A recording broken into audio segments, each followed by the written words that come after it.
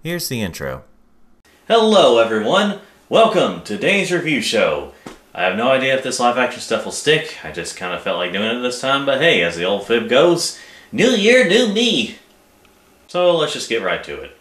Well, I would make a joke about how Konami used to make games, but now they're more focused on pachinko machines. But that'll just make me sad.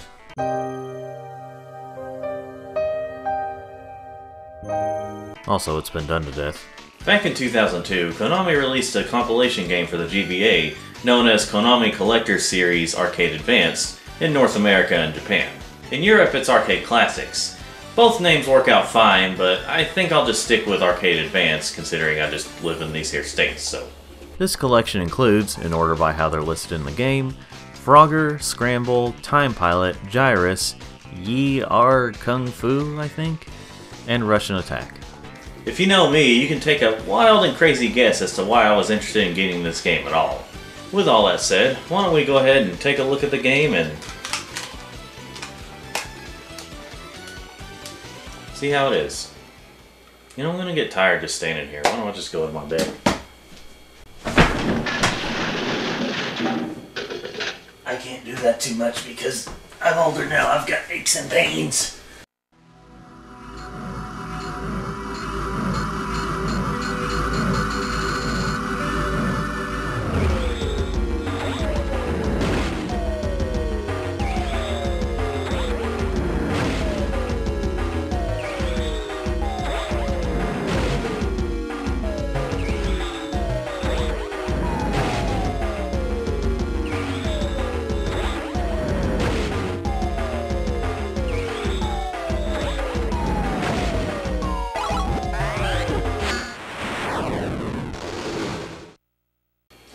Well, I gotta let that 10-minute mark hit so I can get that mid-ad. Couldn't keep a straight face. So our first game on this list is the 1981 game Frogger, because they knew me so well. It's not even the oldest game here technically, and it's still at the top of the list. They just knew me so well. Well, yes, I am looking too far into this. This is of course the original arcade version, so if you've played Frogger, this should be familiar. One major change to this version, however, is the zoomed-in screen. Unless the game was a side-scroller in some cases, most of these GBA ports of arcade games had screen crunches so that the characters wouldn't look as small whenever you look at them on a GBA screen. However, unlike most games like this, Frogger is one of the very few games where it doesn't make it worse. In fact, I'd say it somewhat helps out, but that's a matter of preference. Anyway, this version of the game pretty much plays the same as the original, as well as its many ports. I'm sure there are some little technical differences here and there someone could point out, but as far as what I've played, it's basically the same, just with the aforementioned screen crunch. It is a bit hard to screw up a game like Frogger. I mean, it's possible, it's just hard, at least for the arcade game. Now, even though my review of Frogger is mostly just me comparing this to the arcade version, this might be the only game where I do that. Yeah, up until I got this collection, I actually haven't played any of these games, with the exception of Frogger, of course.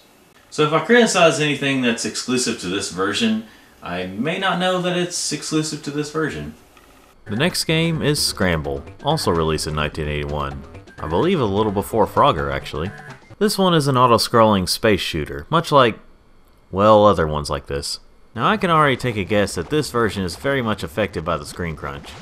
It's not unplayable, but I can imagine people who are used to the original version would probably have to adjust a bit to this. The game, from what I've played, is fine. It does stand out a bit from other auto-scrolling space shooters, but it's not that much of a difference. One difference I'm not much of a fan of is that your ship has fuel. Now there's plenty of fuel around, but still, this is an auto-scroller, so it ends up being just kind of annoying. But if you like these kinds of games, you could do much worse, because this one can be fun. I probably need to play this game on a bigger screen in its original format to see if I enjoy this game more. The next game is Time Pilot, released in 1982 in Japan and 1983 worldwide. Now this game is more akin to something like Bosconian, where you're flying in all directions at your own pace. Well, you can fly in all directions anyway, your ship kind of moves on its own. As far as I can tell, this one isn't as affected by the zoomed in screen.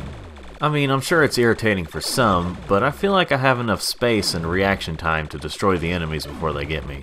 You can also pick up falling pilots, so it adds a little more to the variety. The reason it's called Time Pilot is because you're using a pilot from the future sent back to rescue different pilots from different eras. It's a fun game overall from what I played, and I'd recommend it, whether you play this version or the original. And hey, if you want to play this game, its sequel, and Frogger all in one arcade cabinet, 1UP Arcade actually has a special cabinet for all 3 of these games. It'll just cost you money. Next up is Gyrus, released in 1983. Now this is the kind of... man, that's 3 games now that are of the shooter type. This one plays like those shooters I can't quite think of the name of right now, but sure plays like them. You may know if you're watching. Anyway, this is quite an intense game, but it's a fun one. It does feel a bit weird to control, because it may not control the way you'd think, but it's fine. There's not too much for me to say. It's like Galaga, just from a different angle and a lot faster paced. This version plays well enough.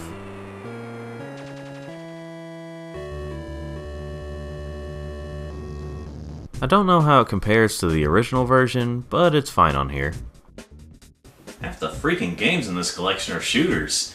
I mean, I guess if you like arcade shooters, then you may like this collection. The next game is Yi Ar Kung Fu, hopefully I'm saying that right, released in 1985. Dear sweet lord, this game is hard as balls, of snow with rocks in them. This is a fighting game, but you only use one guy in terms of the single player, and face 5 other fighters. This was a couple of years before games like Street Fighter, so the lack of normal fighting game stuff is excusable. Anyway, the gameplay does feel a bit different. You'd have to play it to understand. The first guy in this game isn't so bad. He's not easy, but beatable. The second one is another story. The stupid whore skank slut thought feels way too overpowered. The game overall is fine. While I do excuse the lack of features we've come to expect from fighting games today due to when it came out, there are just much better options today. Of course, as far as I can tell, it's fine on the GBA, and I can't imagine it's that much different in the arcades. Well, we're down to our last game in the collection. While half of these games have been shooters, at least 2 aren't, so I imagine that the last one will probably balance out the collection with another shooter. Well, damn. Or should I say, shoot. I had to shoehorn in a cringy YouTuber moment. Why do we do this? I thought we hated cringy moments. Anyway, the last game is Russian Attack, released in 1985. At least this time around it's a run and gun game and not a ship or flying device shooter. I don't have a problem with them, just a little more variety would have been nice. Anyway, Russian Attack is a fun run and gun game, and it kinda surprises me that it's allowed in this E-rated game. I mean, you are using regular type guns, a knife, and flamethrowers that, when killing enemies, shows their skeletons. I guess because there's not really any blood and not enough detail, it's not quite violent enough to receive the T rating, and this was a few years before the E10 Plus rating was around. But anyway, I do like this game. It's just a bit tough. And before anyone says anything, I know why these arcade games are hard. Well, that was all the games in the collection. But we're not quite done yet.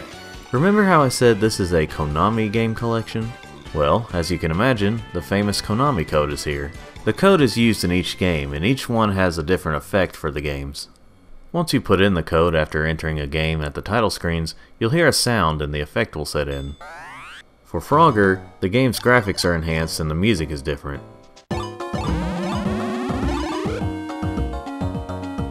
For Scramble, the graphics are enhanced and you have a choice of 3 different ships, so technically it adds to the gameplay as well.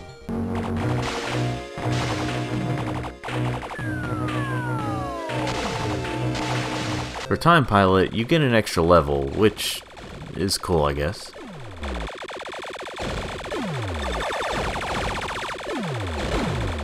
Gyrus enhances the graphics and sound a bit.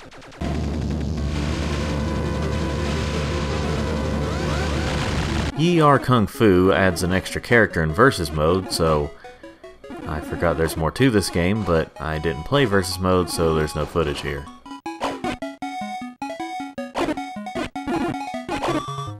And finally, Russian Attack gives you extra lives. Not quite as many as you get in Contra, but still enough.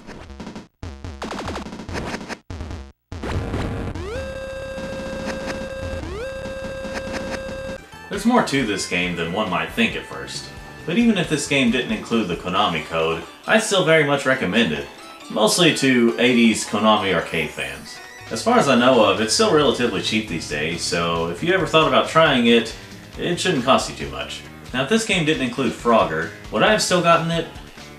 Maybe. Well, I hope you all enjoyed this video. Don't forget... Actually, before I forget... As I was writing for this video, I found out, or was reminded, that there's a plug-and-play version of this game that was released in 2004. I haven't actually played this version, but from what I've seen on YouTube, I won't be in a rush to get it. Don't forget to like this video if you liked it, and subscribe if you want to see more of my videos, whether like this one or any others. And thanks for watching. Now if you'll excuse me, I've got some very important business to take care of.